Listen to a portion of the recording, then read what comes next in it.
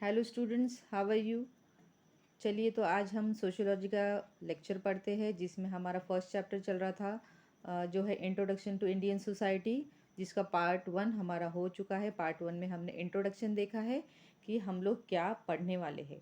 अभी हमारा second part चल रहा है। सेकंड पार्ट में हम लोग देखेंगे एंशिएंट पीरियड और मिडिवल पीरियड के बारे में।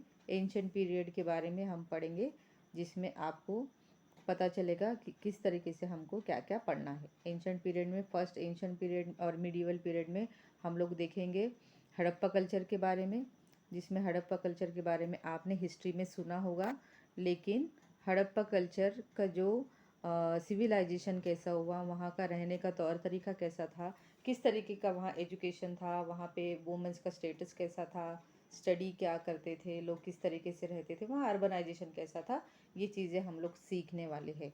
तो इसमें एंशिएंट पीरियड में हम हड़प्पा सिविलाइजेशन देखेंगे, जिसमें उसके बाद वैदिक पीरियड देखेंगे, उसके बाद है सेकंड अर्बनाइजेशन देखेंगे। ये चीज़ें हम लोग देखने वाले हैं। उसके बाद हम लोग देखने वाले हैं क्लासिकल पीरियड कैसा होता है, और नेक्स्ट इसमें देखने वाले हम मिडिवल पीरियड कैसा होता है।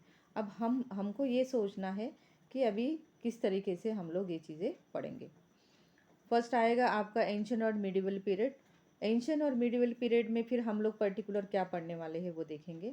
एंशिएंट और मिडिवल पीरियड में हम लोग देखने वाले हैं कि वहाँ का रिलीजियस मेथड कैसा था, किस तरीके से वो अपने रिलीजियस चीज़ें करते थे। जैसे कि सबका अपना एक तौर तरीका होता है, तो रिलीजियस पीरियड के बारे में देखेंगे। उसके बाद है हम लोग देखेंगे कि वुमन स्टेटस कैसा था, वहाँ पे वुमन स्टेटस कैसा था सोसाइटी में। एंशिएंट पीरियड में स्टेटस ऑफ वुमन किस तरीके से था। नेक्स्ट देखेंगे हम लोग nature of education. Ancient period में किस तरीके से एजुकेशन दिया था और किस तरीके से दिया जाता था, किस तरीके से पढ़ाई की जाती थी। उसमें फोर्थ पार्ट देखेंगे हम सोशल लाइफ, वहाँ का समाज जीवन कैसा था, समाज के उनकी सोशल लाइफ किस तरीके से वो रहते थे, उनका उसमें फिर खाना पीना आएगा, उनका ड्रेसिंग सेंस आएगा, उनका लैंग्वेज आएगी। ये बहुत सारी चीज़ें हम लोग उसमें डिस्कस करेंगे। उसके बाद देखेंगे फिफ्थ पॉइंट में अर्बनाइजेशन।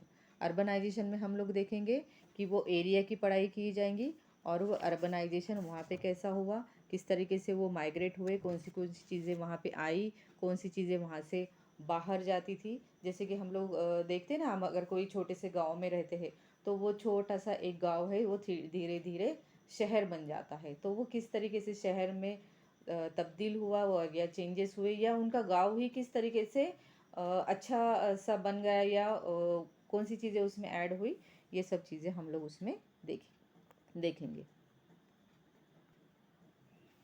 अब हम देखेंगे कि रिलीजियस बिलीफ एंड प्रैक्टिसेस कैसे होती थी एंशिएंट पीरियड में। अगर हम लोगों को देखा जाए तो ज़्यादा से ज़्यादा वहाँ पे हड़प्पा कल्चर के बारे में अगर बात की जाए, तो हड़प्पा कल्चर जब मिला था तो वो मट्टियों में, मट्टी के ढेर में मेल और फीमेल की मूर्तियाँ मिली थी, पुरुष और स्त्रियों की मूर्तियाँ मिली थी, और बहुत सारी देवताओं की भी मूर्ति मिली थी। तो ऐसा समझाया जाता है कि वहाँ के वो टाइम में मंदिर और मूर्ति पूजा पूजा होती होंगी, ये कहा जाता है। लेकिन ये मूर्ति मिलने के बाद ये हम लोग नहीं कह सकते हैं कि वहाँ पे एक मूर्ति की पूजा की जाती होंगी, या एक भगवान का मंदिर होगा। ये अभी तक परफेक्टली एक जो प्रूफ होना चाहिए वो यहाँ पे नहीं मिला। मतलब यहाँ पे सिर्फ स्त्री और पुरुष, इन लोगों की सिर्फ मूर्तियाँ मिली है मट्टी की। उसके बाद वैदिक कल्चर में और दो तीन चीज़ें बताई गई कि जिन्होंने इसमें कहा गया है कि वो लोग सन की, रेन की, वाटर और थंडर की पूजा करते थे, जिसमें है सूरज की पूजा करना है, फिर उसके बाद बारिश की पूजा करना है, पानी की पूजा करना है, या आंधी तूफान आता है उनकी पूजा करना है। ऐसी बहुत सारी चीज़ें जो है इसमें मानी जाती थी, और ये लोग उनको देवता मानते थे और उनकी पूजा करते थे। बाद में और भी चीज़ें दिखाई दी कि इंद्र और अग्नि नाम के देव का भी महत्व वहाँ पे दिया गया। वहाँ पे वो अपना एक भगवान मानते थे, जिसको इंद्र और अग्नि को भगवान मानते हैं। जिससे कहा जाता है कि इंद्र की पूजा करने से बारिश अच्छी होती है, और अग्नि की भी पूजा की जाती है, आग की पूजा की जाती है। आपने बहुत सारी जगह पे सुना होगा, या बहुत सारी फिल्मों में वगैरह हम लोग देखते हैं, या ग्रंथों में भी पढ़ते हैं कि इंद्र और अग्नि की पूजा की जाती है। लेकिन ये पूजा वगैरह जब की जाती थी तो यहाँ पे एक पर्टिकुलर किसी भगवान का नाम यहाँ पे नहीं आता था। मतलब यहाँ पे जब एक चीज़ें ढूंढी गई हिस्ट्री में जाके कि इंद्र और जो अग्नि है इनकी पूजा की जाती थी, लेकिन वहाँ पे कोई भी धर्म ग्रंथ नहीं मिला या कोई धर्म से रिलेटेड एक प्रूफ नहीं मिला कि जहाँ पे पता चल जाए कि इंद्र और अग्नि इनको महत्व मिला है और इनकी पूजा बहुत ज़्यादा तरीके से की जाती थी। और एक चीज़ दिखाई दी कि इंद्र और अग्नि के बारे में जो मालूमात दी गई या बता दिया गया वो सिर्फ मिडिवल पीरियड के जगह पे या मिडिवल पीरियड में जो धर्म ग्रंथ आए थे उसको पढ़ते हुए ऐसा बताया जाता है कि वहाँ पे इंद्र और अग्नि की पूजा की जाती थी। तो ये तो पूरा इथनोग्राफी में जाके पूरा अगर रिलेट करके या एंथ्रोपोलॉजी में जाके अगर हम लोग देखते हैं तो उस तरीके से चीज़ें हमको मिल सकती है। उसके बाद भूत प्रेत है या टोटाइज़म जिसको कहा जाता है। टोटाइज़म मतलब जिसमें आत्मा है, मानव से दूसरी एक कोई जाति है, जिन्नात है जिसको हम लोग कहते हैं। तो ये चीज़ें भी होती है, इस तरीके से चीज़ें जो है होती है या नहीं होती है, ये लोग हम ये सब चीज़ें नेक्स्ट टॉपिक में देखेंगे। उसके बाद उसमें और एक चीज़ हिंदू धर्म में बताई गई है कि हिंदू धर्म में जो भी चीज़ें होती थी, हिंदू धर्म की जो भी जीवन पद्धति है या धार्मिक आचार विचार है, वो सब वैदिक ग्रंथ जो थे उसमें से लिए गए दिखाई देते हैं। वैदिक ग्रंथ जो मौखिक था, जिसको पढ़ा जा सकता था, जो लिख के रखा है जिसको पढ़ते थे, जिसमें उपवेद, वेदांगे, ब्राह्मण ग्रंथ, अरण्यके और महाकाव्य ये चीज़ें होती थी, जो वैदिक कल्चर में आपको दिखाई देगा। वैदिक पीरियड में बता दिया गया है कि किस तरीके से ये चीज़ें होती थी और किस तरीके से आपको बता गया है। वेदास, उपवेदास है, वेदांग है, ब्राह्मणास है। उसके बाद है आप लोग देखोगे कि 15 सेंचुरी में 15 BC से या 1000 BC तक अर्ली वैदिक पीरियड बताया गया है और उसमें अरण्यके है, इपिक्स है, वेदात है, वेदांगास है और ब्राह्मणास जो है। तो ये चीज़ें जो लिखी गई है वेदास में उसके बारे में पढ़ाई की गई है।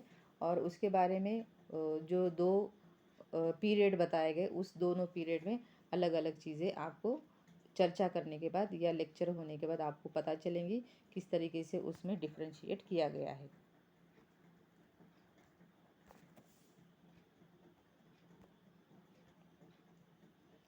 इसमें जो दो वैदिक पीरियड बताए गए हैं, एक है पूर्व वैदिक है, दूसरा है उत्तर वैदिक है। पूर्व वैदिक में जो अर्ली वैदिक पीरियड है और उसके बाद आपको बता दिया गया है कि लेटर वैदिक पीरियड।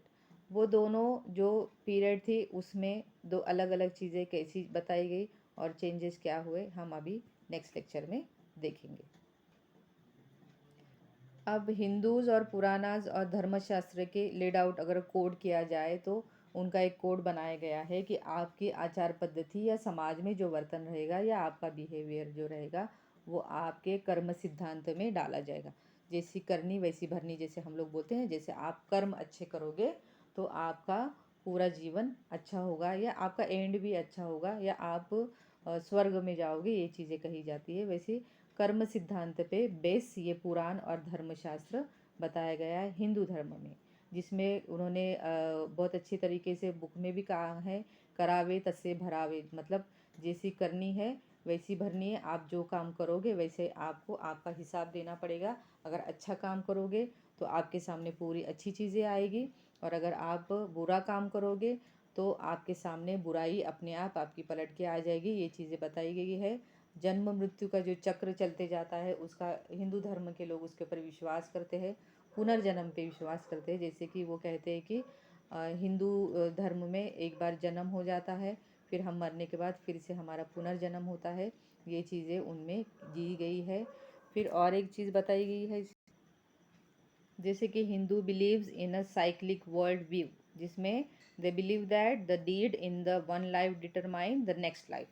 जैसे कि जिसमें आत्मा है और वो फिर से जन्म लेती है, फिर से मर जाती है और फिर से उसकी मोक्ष प्राप्ति हो जाती है। ये सब चीज़ों में वो फंसे हुए हमको दिखाई देते हैं हिंदू धर्म में, कि वो लोग कहते हैं कि हमारा फिर से जन्म हो जाएगा और फिर से हमारा मृत्यु होगा, और फिर जब तक हमारी मोक्ष प्राप्ति नहीं होगी, जैसे कि हम लोग जब तक हमारी आत्मा मुक्त नहीं हुई तब तक हमारा जन्म होते रहेगा और हमारा मृत्यु होते रहेगा। तो ये इनका बिलीव सेज है, हिंदू धर्म का ये बिलीव है। अभी नेक्स्ट लेक्चर में हम लोग देखेंगे हिंदू व्यक्ति के जीवन में 4 पुरुषार्थ होते हैं। जो पुरुषार्थ जो है 4 पुरुषार्थ, धर्म, अर्थ, काम और मोक्ष, ये हम नेक्स्ट पार्ट में, पार्ट 3 में पढ़ेंगे। जब तक ये लेक्चर हमारा यहीं पे हम ख़त्म कर देते हैं। नेक्स्ट लेक्चर में हम लोग देखेंगे धर्म, अर्थ, काम और मोक्ष। Thank you.